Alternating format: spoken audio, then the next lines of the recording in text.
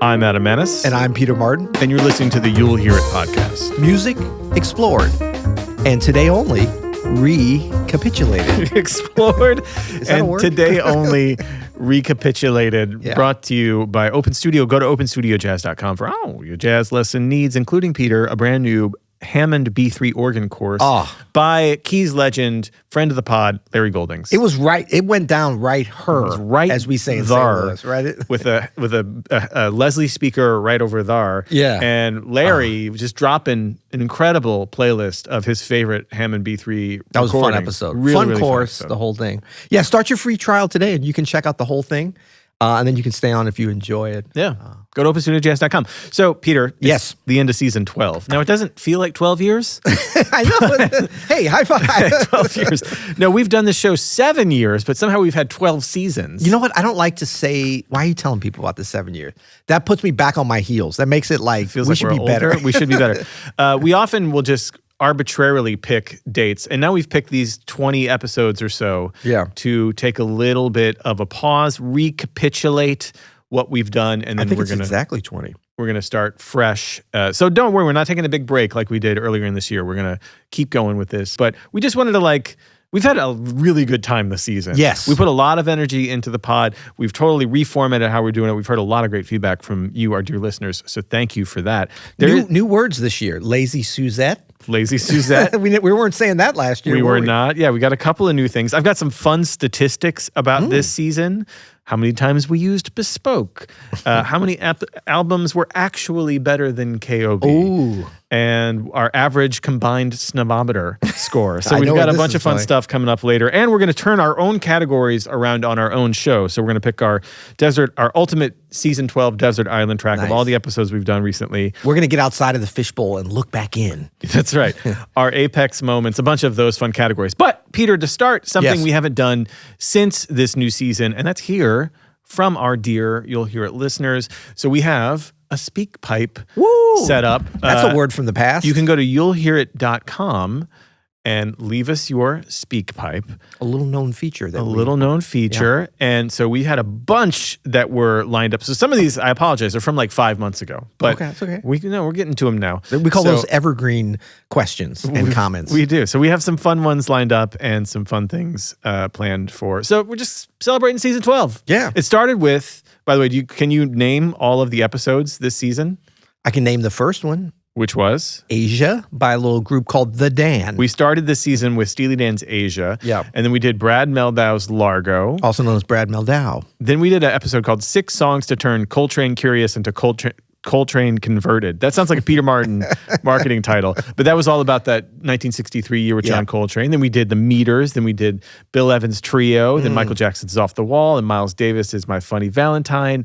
The 10 Most Important Years in Jazz with Louis Armstrong. Herbie Hancock's Greatest Era, the Headhunters era. How did you say his name? Louis Armstrong? No, Herbie Hancock? Yeah, okay, that's good. Was that not right? It sounded weird, but I like it. We did Facing You from Keith Jarrett. We did Stevie Wonder's Talking Book, which we'll definitely be talking more about today. Well, I sense a little bias in your tone there, sir. We did a little Which Swings Harder, Guitar or Drums with the Oscar Peterson Trio. Drums. Chick Corea's Electric Band album, controversial, but actually really beloved episode at this point.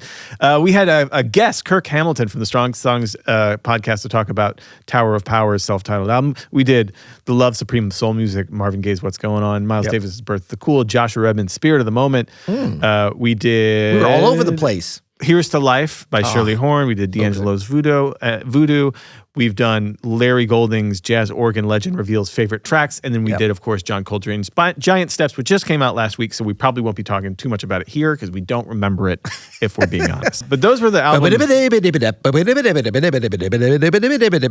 I remember it. Those were the albums that all of this is being considered today. Yeah. So before we get to some of those statistics, let's talk a little bit to our dear listeners. Okay. Hey guys, good pod. I'm new to the pod. You'll Hear It is funny in my world because that's usually the last thing we say before a train wreck on stage. If you don't know the song, you say, "Oh, you'll hear it." Yeah. And then it just becomes a train wreck. Where did the name for the pod come? I'm just curious. Same place. Thanks, guys. Yeah. It is exactly the same thing, Mike. Yeah, that's how the name of the podcast started. Oh, that was the whole question? That was the question, is where was the name of the podcast? But he didn't put it together that his experience of You'll Hear It is exactly why we named the podcast what we named it. What is that, Occam's razor, where it's like the most obvious answer is the answer? Although I would say my experience with this is not always a train wreck. Maybe, hopefully, depending on the level of players you're with, maybe 25% train wreck. Yeah. After you say You'll Hear It. It's not going to be perfection if somebody doesn't know the tune. But I think it really encapsulates the aspirational ethos that we have as jazz musicians in terms of being, like, you're not going to be like, let's play Beethoven's Seventh, and you got a whole symphony. They're like, where's the music? Oh, don't worry, you'll hear it. Here we go. That's not going to work. But for jazz musicians, we will, if several of the people on stage especially know it, and maybe one doesn't, it's like, I'm not sure about that. I've heard it before, but I don't really know. What key is it in? B flat, but don't worry, you'll hear it. 1, 2, 1. Happens all the time. Yeah.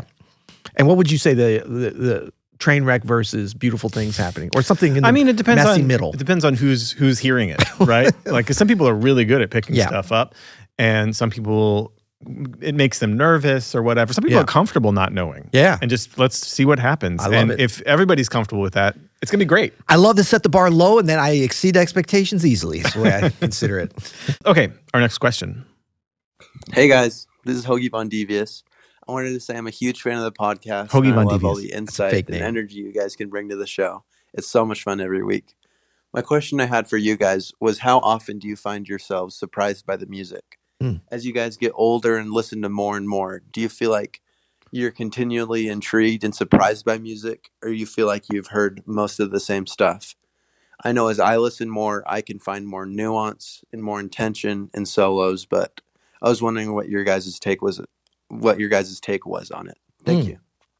That's great. Yeah, there was a West Wing. Remember the show The West Wing? Yes. There was a West Wing episode. So President Bartlett, played by Martin Sheen, was really into classical music. He really loved composers, and he famously hated modern composers. He hated modern music. He just thought it was an oxymoron. He didn't like it.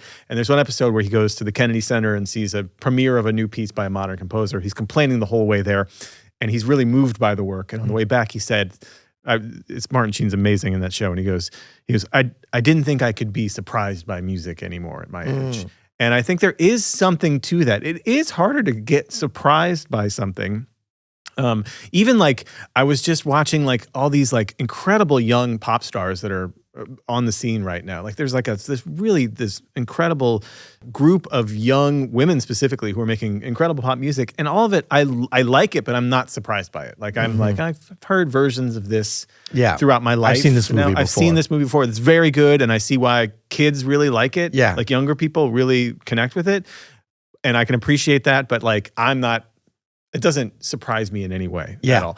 And I feel like that just does happen more and more. However, to Hoagie Von Devious, by the way, incredible name. Hoagie Von Devious. To Hoagie Von Devious. Incredible fake. It's got to be fake, right? It must be. Well, I hope not. But to his point, like, there are different things that start to like reveal themselves as you have more experience listening to music, where maybe, you're not as like surprised, and there's less stank faces, like, woo, woo. But there is more I don't know. We've had a lot of those. We've had a lot of them here. But there is more appreciation of some details, and you can, especially as a musician, when I can really hear the risk that the musician is taking, and the craft that went into the what they're making, and the work. Sometimes, like, you hear something and I can be like, man, I know the process that this must have taken would have been like incredible to do, and I really respect that. Yeah, I think that I would agree that there is less of that sort of innocent first-time delight. Like when I listen to Giant Steps now, like there isn't that like, oh my God, my world has been shifted. It's like, or anything like Giant Steps. You've already heard Giant Steps. Exactly. But there's a certain level of magnificence to it that's still there. Most of the records that like we listen to, so it's more situational. Like, I think as musicians, we tend to get separated from the importance of the situation with which we first experience music, or like the nostalgia factor to it, right? But we actually experience that just as much. So whereas something like Giant Steps, if you're a musician, it might be like, oh, that's the first time like that my mind was blown with something that I thought was unachievable in terms of like melodically exploring this crazy harmony, but then it started to click and it took me down this journey of inspiration to practice or whatever. Whereas for the listener, it was like, oh, that was my second date with the love of my life. They played that song, or I heard it at a cafe in Paris or whatever. But I think that, so like for instance, Here's to Life, you had heard that record and we had talked about it, but your experience with it was different than me. So when we played it, to be able to experience that with you and to see you be like kind of your mind blown for the first time. I got emotional. Yeah. And that took me back to when I first heard it, and like, but it also reminded me of times that I got to like see Shirley do those arrangements in those songs live. So it's like revisiting these beautiful memories. Like that never gets old. That's a great example though too of what I was talking about for me. Like, so that's an album I've heard before, and I definitely heard it when I was younger, and it did not hit me like how it hits me now. Yeah. And it is because I can appreciate the nuance. I understand what it took for Johnny Mandel to get that orchestra to do what it was doing. Yeah. And for Shirley Horn to sing it the way she was singing it. When I was 19, I had no idea. I had no context for any of that. And now, having heard a bunch of music and hearing that, it's like, oh, well, that's the best. Yeah. You know what I mean? Yeah, Like I can, but it's not surprising. Like it's not like, oh my gosh, my mind's blown. I haven't heard you this. know it's great. I know you might not have experienced it in that way, but I can appreciate the details a little bit more. Yeah. And I think too, one thing that has maybe surprised or delighted me is some of these records. Even one, that we did this season, the Live at the Vanguard Redmond thing that I was on, is like, it feels like just yesterday, but when you start adding up the years, you're like, no, that was 30 years ago. Dude. And so I start to think about, it's kind of like looking at the clothes we were wearing didn't really hold up, but I think the music does. I don't know, they're back. No, that's true. Maybe that's right. But I mean, Willie Ware, shout out Willie Ware. Hey, Z Cavarici. I found some Z Cavaricis at a vintage store the other day. Really? Yeah. So the Oak Tree's not considered a vintage store anymore? I don't know if it exists. But the idea of like what still sounds good, or what, and that's like maybe not the best example. I'm thinking like Here's to Life. That's about that. It's a little bit older. But like what about it? It's like a bottle of wine. Like, is it aging well? Is it past its prime, or is it going to be this great Bordeaux that potentially goes on forever and you're never going to want to open? The cool thing with music, we can open it whenever we want. But like, what's the season of our life? Like for us with the podcast, like I feel like sometimes when we're presenting some of this music, we usually both know it on some level, but there's always kind of a give and take. Like Secrets. You've talked about, are we going to do Secrets? Well, we kind of already did it with Herbie's Runs, but we can, yeah. I feel like anything that we've done in an era, we can revisit the individual albums. Right, So but we will these- definitely revisit those Herbie Headhunters era albums. But these, like, see, as soon as I even say it, like Adam takes on a whole nother, like he takes on his level of authority I know. and just joy. He's like a little kid, but I he's love like a it so much. professor, you know? But so it's fun to experience those ones that we know we both have this, like, what feels like a very personal affinity. I hate to tell you this, there's hundreds of thousands, if not millions, that have that same connection with that record. But like, I think for us together on a lot of these things, like a Giant Steps, where we're probably kind of both equally like in awe of, but know it, but also like, we're not going to be like blown away. Oh my God, did you hear what train? Of course it's great, but we've been there. You know, we're big boys on that. But for a lot of this stuff, we have so much fun sharing with the audience. Like we're in here now by ourselves, but it's like we know somebody out there has never heard what's going on. You know, somebody hasn't heard. We had comments about that. Yeah, which is a beautiful thing. I mean, like some of this stuff, I mean, most of the stuff I've heard, but they're very much like could be that. The Louis Armstrong, in a lot of ways, that was the biggest surprise for me, and going back and being like, I mean, you talk about stuff that's held up and elevated, you know. From the first time I heard it, you might say, well, that's all old. Well, it's like, no, I heard that 40 years ago for the first time. That was actually moments of surprise for me too, because I am not steeped in that whole era of music. And I was blown away by your selections. You had such a great, that was the 10 most important years of jazz episode where you went through Louis Armstrong's early career, and you could hear his evolution of the music, and him basically like outlining what our musical language is now that we're currently living in 100 years ago. It was incredible. Yeah. Incredible. That was fun. Okay, next, this is from Mateo. I know you guys have previously spoken about alt jazz, but I wanted to know your opinions on certain Blue Note 2025 kind of new artists coming into the jazz game, like James Francies or Joel Ross, Jeremy Dutton. Some of the jazz that they do is inspired around around new jazz, prog jazz, and that sort of thing. I wanted to know your opinion, if you guys were familiar with these artists, and yeah. You remember we made a whole alt jazz episode. Did we? Yeah. On the New Jazz Underground guys. Oh, right. Is that considered alt jazz? You coined the term. Oh, I did? So, yeah. Oh. Honestly, this whole Speakpipe was just an excuse for me to play James Francies, because I thought it was James Francis. James Francies. Okay. I think. Yeah. His album... he's killer. Purest Form, 2021, and this is 713. He's one of my favorite modern keyboardists, pianists. He plays with everybody from Yeba to Pat Metheny and has his own projects. And this is his, like I said, 2021 Blue Note album, Purest Form. This is 713. Just check out a little bit of this man.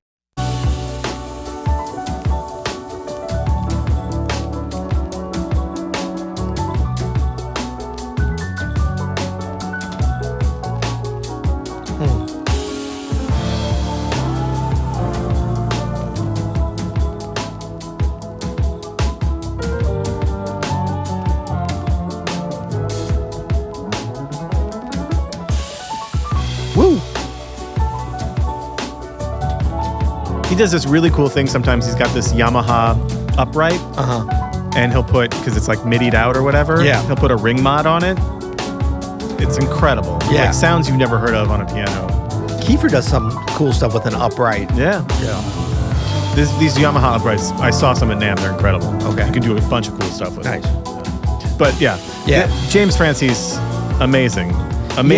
Joel Ross too. Saw him here. Yeah, I love last Joel year. Ross. Amazing. Yeah, and it's starting to, like, Blue Note is definitely finding its voice in terms of, like, there's nothing homogenous about it, but there is a style. I don't know if it's all jazz. There is a voice with it. We There's should a voice. actually do next season maybe an episode on modern Blue Note, the modern Blue Note like lineup. We should probably do something past the year 2000, because I don't know that we've done that this season, have we? The year 2000 is our to date cutoff. And that is 25 years ago. So yeah, but the thing about it is, too, it's like I feel weird about saying any record. I think a record made in 2025 has the potential to be. I mean, look at the things that we're doing. Talking books. See, we like to talk about classics for sure. Yeah, and so verified stood the test of time. That's right. Yeah. That's right. Not just verified on Instagram, but verified in, But yeah, that would be fun to get into some of that stuff, because I want to listen to it more. I've heard some of it, but those are great artists. I love Joel Ross. Yeah. I love James. I love Kiefer. Joel Ross on an open studio course, on Jeffrey Keezer's Keys to Composition course that we have here. Right. The making of that album.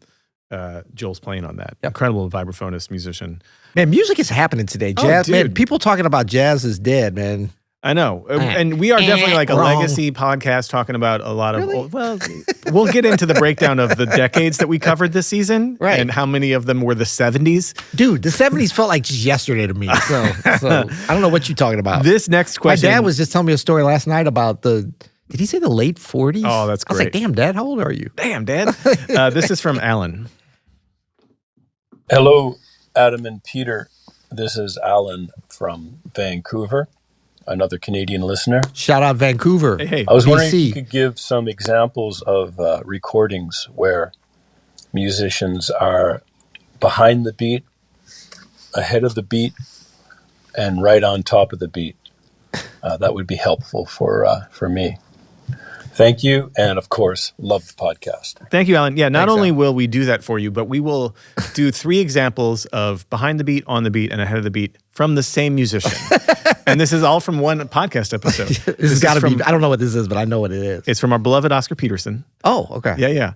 And I was going to say voodoo. That's an easy one to do. that is an easy one to do. Yeah, everything is behind. Somebody's ahead and somebody's behind. Yeah. No, so we'll start with behind. This is Oscar Peterson solo from Bag's Groove on the Night Train album. Ooh. So this will be him playing behind the beat. And Ray Brown was just playing behind the beat, which is rare for him. Oh. So you can hear it here. Listen to how he's ending these phrases.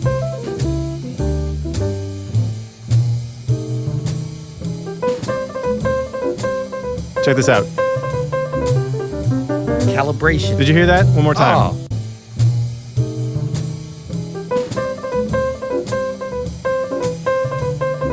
Oh. Just letting it float behind the beat. That's a classic example. But actually, his whole chorus there was just a little bit laid back, right? I would just say in that, to me, Ed Thigpen there at that passage, right on the beat. Right on it. Ray a little ahead of the beat because he's asking for examples. Ray was always a little ahead. Right. Except coming out of his solo, he was a little behind. So it's like, what does the music need in terms of the other things that are happening, you know? This is from Oscar Peterson Trio +1 with Clark Terry. This is Brotherhood of Man. Now you're going to hear everybody kind of like right down the middle. Check it out.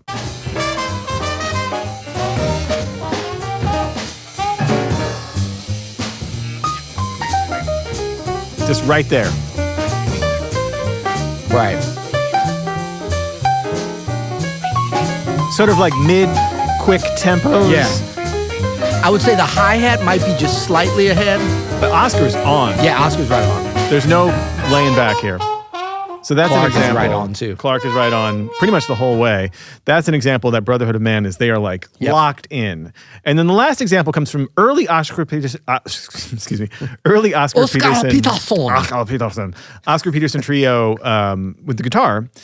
This was from our What's Swinging Harder, the Guitar, the Drums episode. This is What Is This Thing Called Love from Oscar Peterson Plays the Cole Porter Songbook. And I mean, the whole trio through this whole track is just riding the razor's edge on the front edge of the beat. Check it out.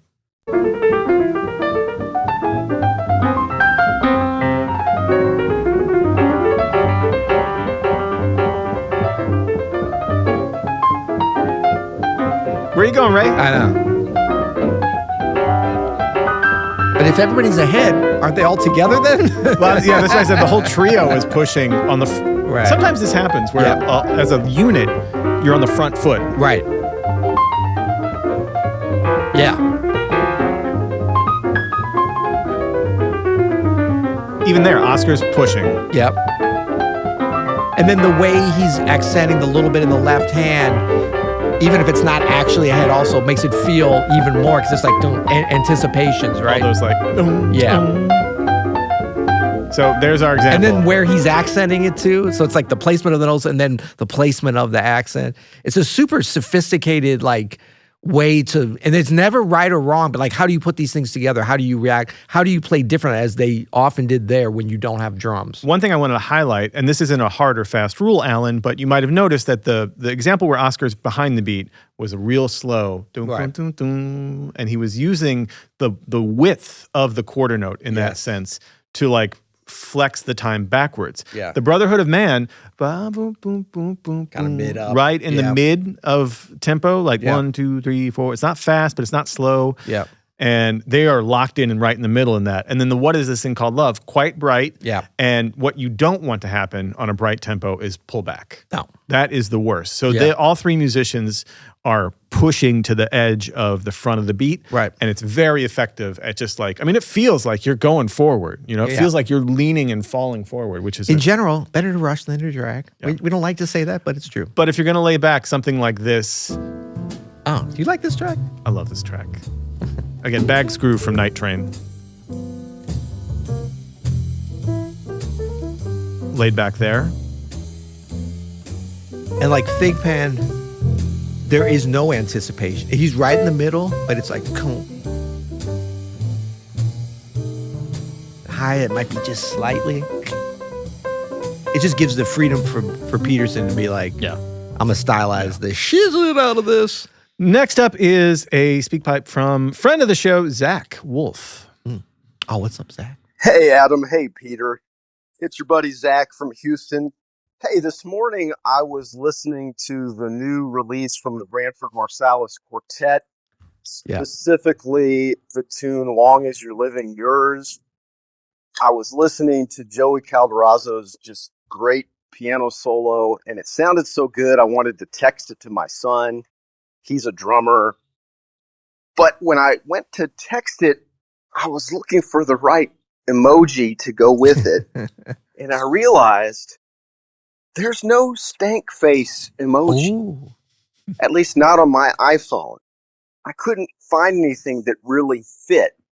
So anyway, I have checked with my counsel at Debussier and Debussier, and they informed me that there is no trademark registration for a stank face emoji. So I think the field is wide open. I'm This is making a a great note. opportunity for y'all. I think you should get on it. We have the same counsel, Zach. Thank you. Anyway, I'd DeBossier love and to hear DeBossier. what you think about the absence of the stank face emoji. I usually use either the face where he's like freaking out, turning into like pale, or the one where they're shivering cold. Right? Those are great though. They're not perfect, but they get the job done. You understand that I think it's ice cold. But there could just be like that. The hands? Yeah. No. Or not the hands. What's the one where it's like not the clap? This one's controversial because I always see that as let's high five it, man. High five it. You see that as high five, but it's prayer hands. No, it's a high five. But that's not really stank face either. That's more affirmation. I mean, you could use like heart eyes as like I love this, but that's a little. No. But yeah, there needs to be some kind of like. Zach's right. Yeah. It'd be kind of like this could be the template. Let's take a still of this. No, nobody's got better stank face than Peter Martin. Everybody, I can't just do it on command. Any of your Wait, shorts. put that C-Jam. I mean the Oscar Peterson back on. Let's try it.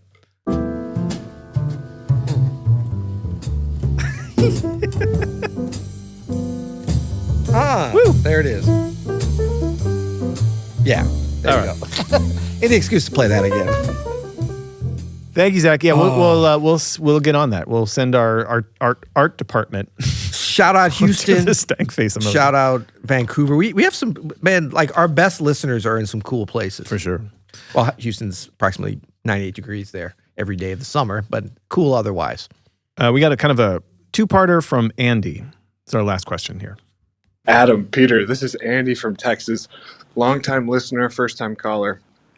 Hey, I was just wondering if you guys would talk about mentorship and how you guys have mentored each other and kind of how you guys met and I guess like what you have learned from each other and your mentors and how to be a good mentee as well. Thanks, guys. Love the show. Thanks, Andy. Just a little follow-up there. Hey, guys. Andy again. Also, if you could tie meditation into this somehow, that would be wonderful. I know you both are into that, so. I mean, thanks. And if we could talk about our diets, that would be great as well. But if we could talk about rich rolls, no, I mean that was smart. I think Andy was probably like, "Oh wait, how our do I wellness routines, our sleep hygiene." He made the second call. He's like, "Wait, how do I make sure to get Adam's attention?" Oh yeah, can we tie it with meditation? We're about Adam's to move from the jazzosphere to the manosphere, Andy. He got put on the top of the list for that one.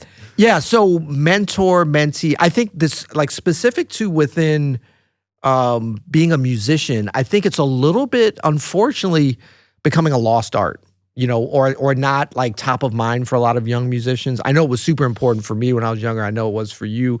We've talked about, you know, various mentors. We even had a couple sort of the same, you know, at different times, Willie Aikens. Yeah. I think for jazz musicians, a lot of times it becomes like who is an older player? And an older, sometimes they seem old, they're like 23 years old. But when you're 15 or 16, you're like, oh my God, they've got it all figured out because they know more than you.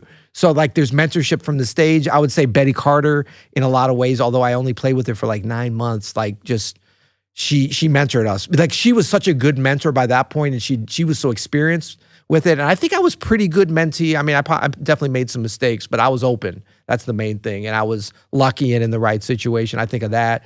Wynton Marsalis, for sure, huge mentor to me from when I was young until I turned things around and now I mentor him. Yeah. Right. Yeah.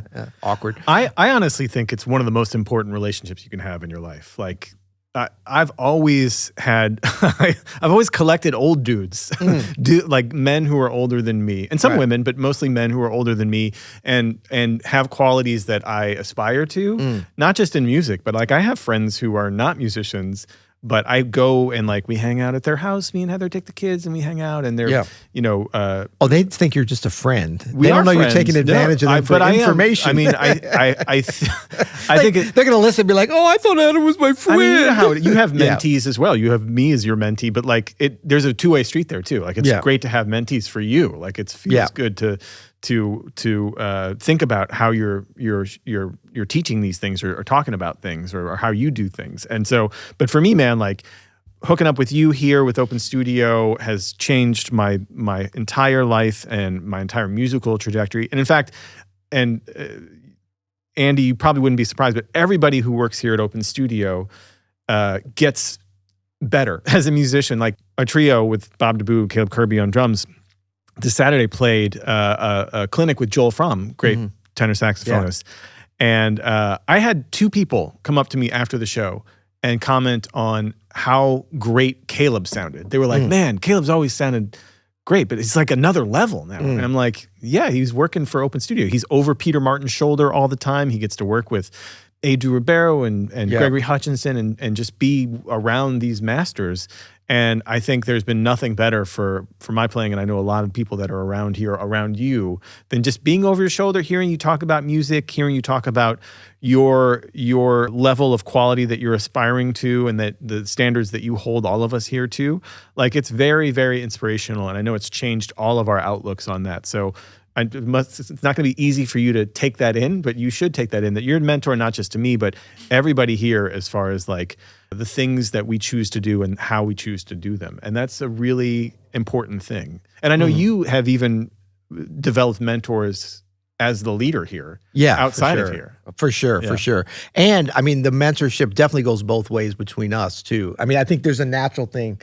I mean, basically, I'm just the oldest one around here. Like that's always an advantage. It's an advantage, you know. It's there's got to be some advantage to that, or else why do it? Yeah. So I mean, there's an experience level. Yeah. But I think too is like I look at a lot of it. I think mentorship especially for like really smart, accomplished folks like you and like the whole team here, especially you, because like there's we've never had that. I appreciate you saying I've mentored you, but it's never been like, Adam, let me show you how to finger this scale. That's not mentorship, though. I know. That's like teaching. But some people need that.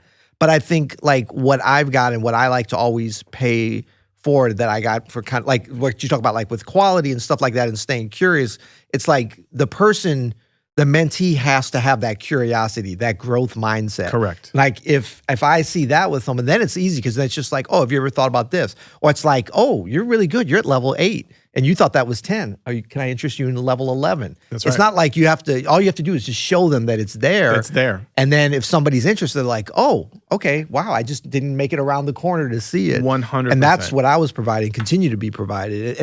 And then it's fun because then you have to go seek that out. Yeah. You like in different areas. It's like, okay, how do I get that in this part of my life that I'm comfortable. I know that I can do, but I want to go next level. Sometimes you can figure it all out yourself, but it's fun to have other people help you. Yeah, I would say any aspect of your life that you want to like grow in, find someone who's doing it in the way that you respect and that you want to emulate. Yeah. And then the only rule about being a good mentee is to show up and respect the mentor-mentee relationship. Like, right. So be open, be curious.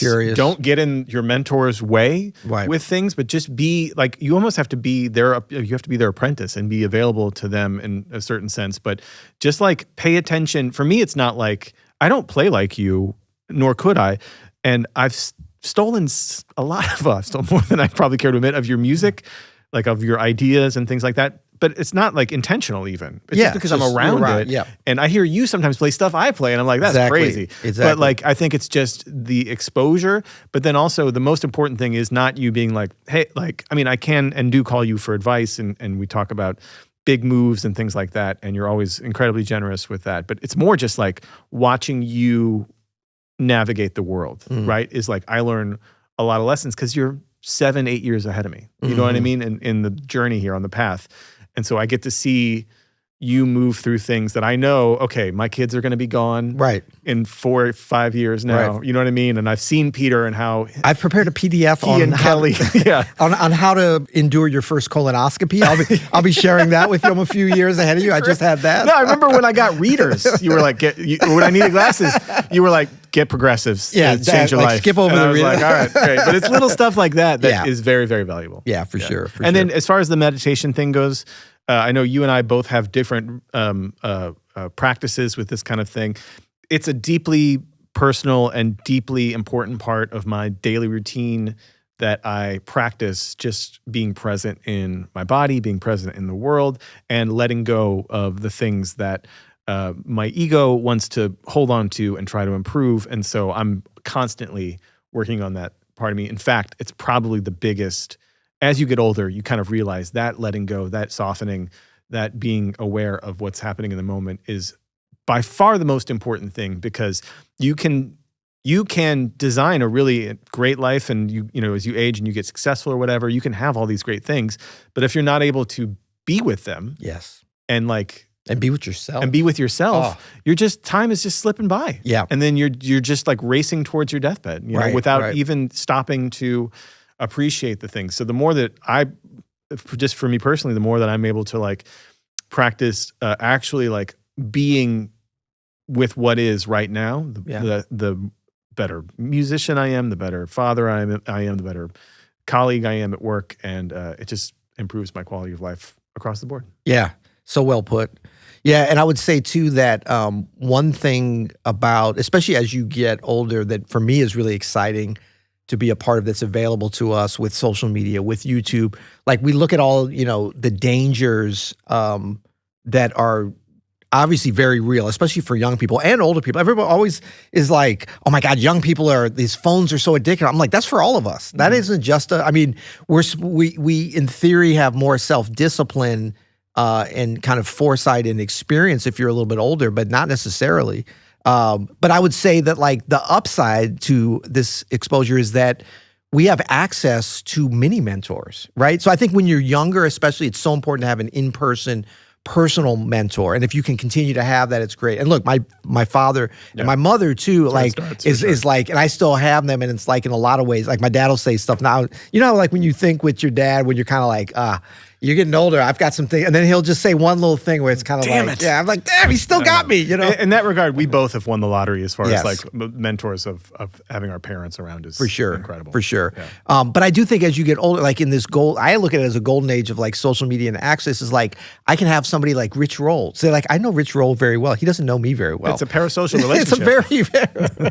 It's a pair of socials, but he hasn't paired up with me yet. But it's like, I feel like he's been a mentor to me. You know what I mean? Which is weird. But if you're at the right point of life, I think when you're younger, that's a little bit of a dangerous thing though, because you haven't navigated like actual mentorship. But like you can pick up these different things from these thought leaders in a way that I love that. And I've profited so much from that for my own knowledge. And I mean, and you talk about meditation, we've had good mentors that, you know, become parasocial. Dan Harris, am I looking at you a little bit, you know? Yeah. But I think to be able to have that access. And then for us too, is like, I think that's probably the biggest mentorship that we do, especially you, for tens of thousands of pianists and just musicians out there through our content and through your influencer status as a harmonic influencer. Honestly, it's one of the biggest things that I think hold people back from just enjoying the process of playing music is their own anxiety and their own whatever cocktail of regrets and fears around playing and growing sometimes, like fear of changing. Yeah. And I do consider it like more important than even showing you a cool drop 2 voicing is like allowing you to know that there's no finish line to this, that there's no day where you just wake up and you're a great musician. Right. It's really, and that it's a struggle, even for someone like you. That we see that in the comments this week. People are like, oh my God, seeing Adam struggle at the B3 gave me hope. Yeah. You know? Like, and I have to fight my own perfectionism of just like, no, I got to allow myself to be vulnerable and show that I'm very much not very good at the B3, and that's pretty obvious. But I think it's... How'd the gig go, by the way? It was okay. We just played Autumn Leaves 12 times. No, but I think it's an important part of our mission here at Open Studio to realize for people that this is not about a quick fix of I got to just do this, and this, and then I'll be great. It's more about like, how can I live a musical life? How can I incorporate the music and the art that I'm passionate about into my daily existence and the things I do every day? Yeah, absolutely. Okay, let's get to some fun. Let's talk about us some more. I got some fun. No, I love talking about myself. Thank you, Andy, for the really shout out to all the Speakpipes and the other ones we will get to. Right? Yeah, but find a mentor. Yeah. It's life-changing. Yeah. Okay, so I've got some fun stats here. Okay. From this season. So we got 20 episodes that we're talking about this season. I know we probably have 21 or 22 by the time this airs. But how many times in the 20 between Asia and Larry Goldings, how many times do you think we said bespoke? 55. Well, only because you're looking at the stat. I'm sorry. Well, you gave it the paper. I did give it the paper. We said it 55 times. That's an average bespoke per episode of 2.75 times. Man, a harmonic genius and a math genius. Okay, Peter. Now, do you feel like that's a lot? Because I feel like 55 is not actually honestly that much. It was underwhelming. I thought we were going to be in triple digits. There's some people around here. I'm looking at you, Dan Martin, in there that think when he saw this, when you were prepping this, he said, did you hear what he said? No, what did he say? You said 55 times. He said that's 54 too many. That's true. Okay, so here's our analysis of better than KOB. So Yes. this is one of our categories where we rate whatever album we're talking about. Is it better than KOB? So how many times do you think we've had an album where we both agree it's better than KOB? Oh, we both agree? Yeah. Very little. I'm thinking like, I can only remember one time that happened, but maybe 2 or 3. 2 times. 2 times. So the yeah. first was Stevie Wonder's Talking Book. We both agreed that it was better than KOB. And the second was Marvin Gaye's What's Going On. Yeah. We both agreed that it was better. Would you than stick with those? Kind of Blue. Has anything changed for you No, on I those? totally agree, Yeah. actually. Those are both good. But interesting agree. that they're both soul classics From the 70s. from the early 70s, which Our we'll get sweet into. spot. Hey, I'm a soul classic from the early 70s. We have a couple. So you went on an equal to KOB run. Shirley Horn, you said was Here's to Life is equal. I said stick with that. no. But you reject the idea. Have you ever said something is equal? You reject that, and you belittle me every time I've said that. I do. Yeah. We need to get a better mentor-mentee relationship on that issue. We do. We have some Snobometer analysis as well. Yeah. So what do you think the most accessible? So first of all, I have a combined Snobometer average, just in general, Okay. right? It's got to be 5, right? It's 5.2. 5.2. So slightly snobby. I think I mean, I don't know if that proves the Snobometer is good or bad. I'm not sure. Yeah. It's more about kind of the things that we're picking, but So we've had 8 albums out of the 20 that were either 5 or 6. The next was we had 5 that were either 3 or 4. And then we had 1 that was a 9 or 10. the outliers are the only ones of interest. What do you really. think the most What's the accessible? difference between a 5 and a 6 and a 4? Yeah, You not know? much. What do you think is the most accessible? So the least snobby album that we rated. I mean, I guess Asia, but no. It was Michael Jackson's Off the Wall. Oh, of course, Off the Yeah. Wall. I forgot about Off the Wall. What do you think the most snobby? So I rated Well, this it. is going with your concept of the least snobby is it's just purely on record sales. Well, kind of. I rated it a 1. You rated it a 3. What's our most snobby?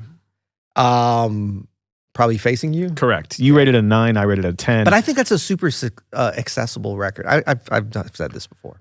What do you think the biggest disagreement was? The widest gap Oh. between you and I on whether we think Was that something is Facing You, snobby? maybe? Nope. You Because agreed on that. we did 9 and 10. Oh, Here's to Life. Nope. Okay. The meters. I said 3. You said 10.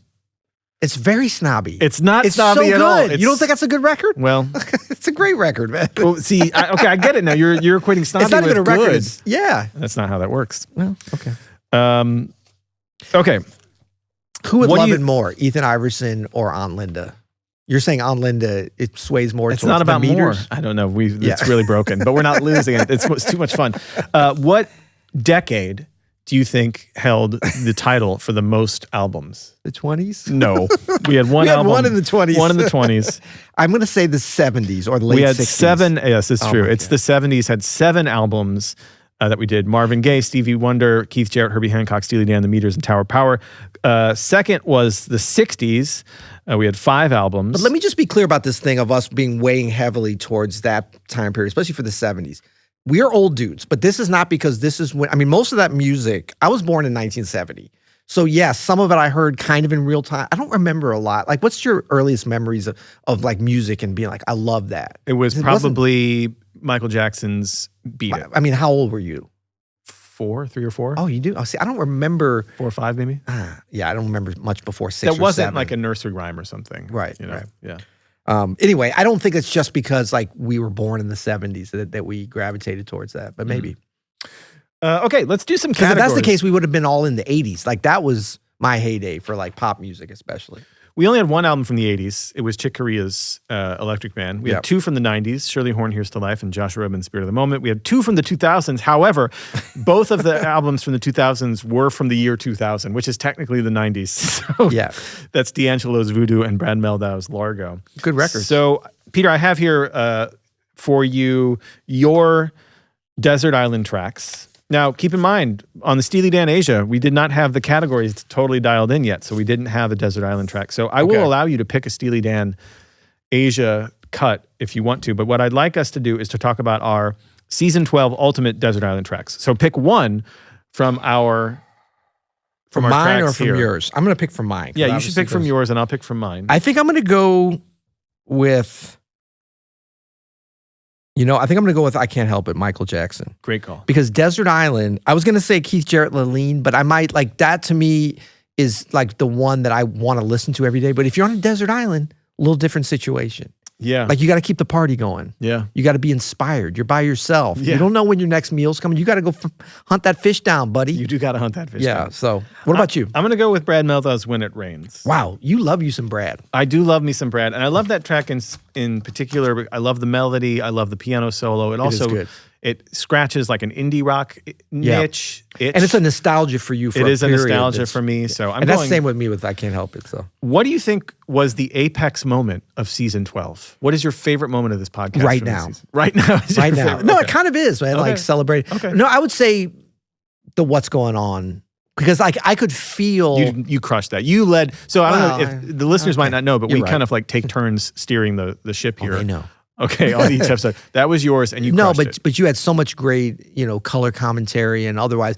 I just felt like our joy for that record. Like, first of all, it was such a great rediscovery. Fun to make. Like, I never stopped listening to that record, but I've definitely gone stretches where it's not in my consciousness. And like, I was really listening to it that week leading up to it, and like, I learned a bunch of stuff I didn't know about it, and I knew that. I didn't feel like there was anyone out there that loved that record more than me, but because I learned so much about it in research, I was like, I know a lot of people that love this record and love gathering around it are not going to know some of this stuff, and like getting those string stems and that kind of stuff, and like really checking out those dual vocals that Marvin Gaye did. I mean, it's like an embarrassment of riches. So I felt like that was sort of a high point. And we're famously are or aren't a jazz podcast. We don't even know at this point, but we're two jazz musicians, right? Just talking music, right?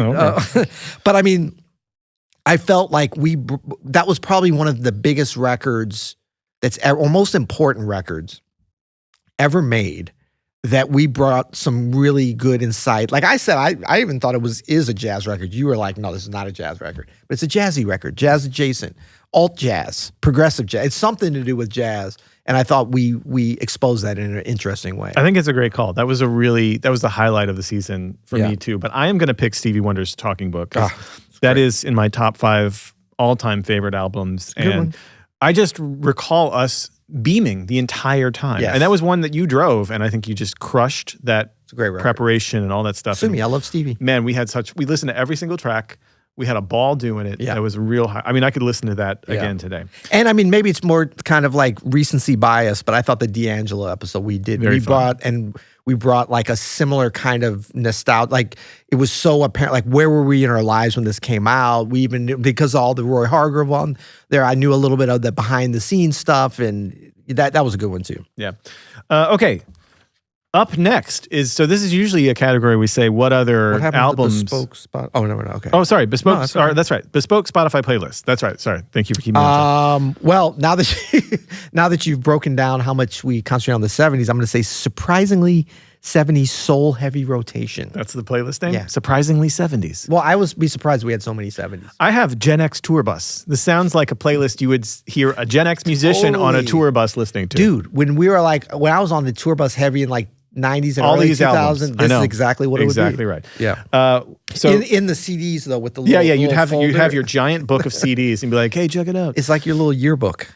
Up next. So this category is typically what albums pair with the album we just listened to. Yes. But let's talk about what podcast might pair with You'll Hear It. Okay. Well, I mean, I'm going to go personal on this one. Well, first of all, Sticky Notes. Sticky Notes. Shout out Sticky Notes, which I've known about for a while, but can we announce our little? Well, they would have just heard this last week. Okay, good. Yeah. So Sticky Notes, wonderful. I mean, we don't like to call it, we've heard others call it the classical You'll Hear It. No, they don't but say they that. don't say that. But it's a great classical music podcast. I think Strong Songs, we had Kirk Strong Hamilton Songs. on Yep. for the Tower Power episode. For sure. And Kirk killed that episode. Yep. And he was delightful to talk to. And he's Also got known as Kurt Cobain. Nope. No, he's not. And he's got a great podcast called Strong Songs. Kirk Check Franklin. that out. I also think the One Song podcast, Yes. who we're probably going to work with here in a couple of... And Broken Record, too. That's and another Broken good one. Record. Yeah, we got Justin coming in. And in a Rich couple Roll. weeks. And Rich Roll. Why not?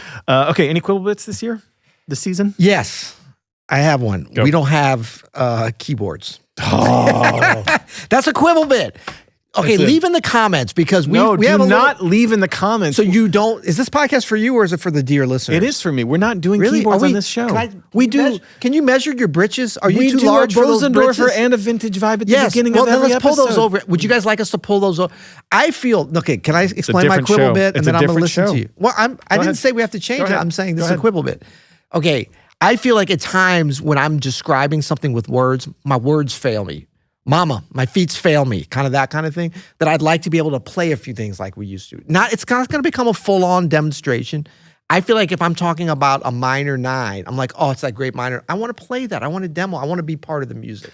And so if I had a keyboard or the Bosendorfer or the Stein, when we've got like the vintage vibe. Can we get the vintage vibe right here? No. Just for an occasional chord. No. Why not? Because this is a show about listening to music and about talking about the emotionality of So music. we shouldn't open our mouths then. It's about listening. Shh, quiet. No. Just listen. Shh, quiet. We're listening to music. I didn't- We talk over the music. Why can't we play over the music? I just don't want it to get into like, what is this voicing that you're playing? I just don't want it to This is be my that quibble nuts bit. and bolts. We have so much on Open Studio that is like, here's the voicing. Leave in the this. comments if you miss the keyboard. Oh my God. Okay. That's my quibble Leave in the bit. comments if you don't miss the keyboards. Yeah, that's It's not true. going to be as much because these, No, our no. diehards want the keyboards, but I don't want them back because I like the For flow. an occasional. Maybe. thing. Okay. What's your quibble bit? You're wanting the keyboards. That's my quibble. Really? Well, Snobometer. How snobby is this show? Now we've already said that it's 5. average rating of 5.2. Oh, yeah. I feel like the show in general has gotten less snobby, so I'm gonna put it at 4. Oh, it's gotten way less snobby. Yeah. Yeah. Because no keyboards. Okay. Is this season better than Kind of Sorry, Blue? you have something stuck under your skin. Me. Yeah. I've gotten under it. Is this season better than Kind of Blue? I mean, if you add up all the music that's in it, yeah. No. What do you mean? We had two. We featured 2 episodes that, by your own admission, are better than KLB. And we So the featured season- 18 that were not, Some of them were equal, according to me. according to you. So the season's not better than. So that's so funny. So Peter's basically saying it's equal. Okay, And I'm this is- basically saying no. This is the ultimate apples and oranges. Is this season of our podcast where we talk about KLB better than KLB? Yeah. It is. It's not. Oh, because you said okay. It is not. Fine. Would you rather listen to our podcast You or know Kind what? of Blue? I think it's equal. Oh, I knew it. It's I knew equal. it. I'm going to say no, and he's going to say equal. Accoutrements. I'm going to use this opportunity for Accoutrements to shout out our production team. Yes. Caleb, Andy, Sam, new to the team. How many episodes was Sam technically here for? So we give him At one least- clap. At least 6. That's right. But yeah, our production team, talking Killing about it. accoutrements, like you've seen the improvements in the quality and the songs up front and the songs at the end. And Yes. that is And it's a not- heavy lift. It has nothing to do with us, all of that stuff. It's like those guys make it look incredible. Yeah. And they make it sound incredible. I also want to shout out Bob DeBoo and Caleb Kirby for playing Yeah. bass and drums on the intros and the outros. Yep. It's the ultimate accoutrement. I mean, it doesn't get better Yep. than that. It's the ultimate Liz accompaniment. Liz Hames, Our new our podcast brand new producer, podcast producer. who we've been working with since the beginning of the Liz season. Hames, shout out to Liz, who really helped shape this season from the beginning. So Yep. we brought Liz on board in, I think, late December, early January, and Yep. she helped us to define the vision of what this new season would look like. And so just want to shout out Liz. And yeah, But I was thinking accoutrements more clothing. well, Can we rate each other's clothes throughout the season? I mean, I feel like your Palm Springs cardigan was such a sensation. I think in general, I was more That was- consistently it better was dressed, shocking. but your cardigan really won the day. It was- and won the season, honestly. Just as a crappy pattern interrupter is what it was. It was amazing. We're It talking about was the orange, purchased- the long yeah. sleeve orange with the white. Yeah, That looks like Palm Springs. Fun fact, that was purchased in Palm Springs by my wife. How so. could it not? It's only available in Palm Springs, and by the way, should probably only be worn in Palm Springs. Just saying. I only wore it once. So this thing about it is, little quibble bit with, I saw you snuck that in there. You thought you dressed better than me most of the time. Well, I don't know. Could you drop that in the comment? No, I would say today your accoutrements are okay, but this is a little bit behind. No, in general, your accoutrements have been wonderful. I've noticed you have the little red bird sometimes. Oh yeah, those accoutrements. cardinals, I'm very passionate about little things. my enamel pins. Some little my wood St. Louis pins. stuff. We both had little St. Louis things that we throw in there, but Yeah. I think that's about it. Let us. Hey, should we do a gala for this episode? we have to. Yeah. So Some people may not know about that. Okay. Well, let's tell them about that. Okay, gala is not mandatory. Oops, I'm wrong. It is mandatory. It's the gentleman and ladies agreement. And if you've made it this far into the podcast, you just agreed to it. So what we're asking you to do is we have delivered a whole season of this beautiful podcast. All we ask from you, nay, demand, is that you go and leave a rating and review or a comment on YouTube. If you're lazy, do a comment on YouTube. If you're, should we call that lazy? It's not lazy. It's not lazy. No, come on, Peter. But if you're really inspired, go do a Apple podcast or Spotify review, because we don't get a lot of those. We read every one. We don't always read them right away, but we read every one. So that's a way to get onto the show if you're interested in such a thing. Yeah. That's a gentleman's and ladies agreement. We agree to give you a great podcast for free. So you agree. put it in the Give us a little comments. love. You can comment on Spotify, on Apple Podcasts, and on YouTube. And you can just like the video if you're also. Yeah. Not just. Do that in addition. Till next time. You'll hear it. See you next season.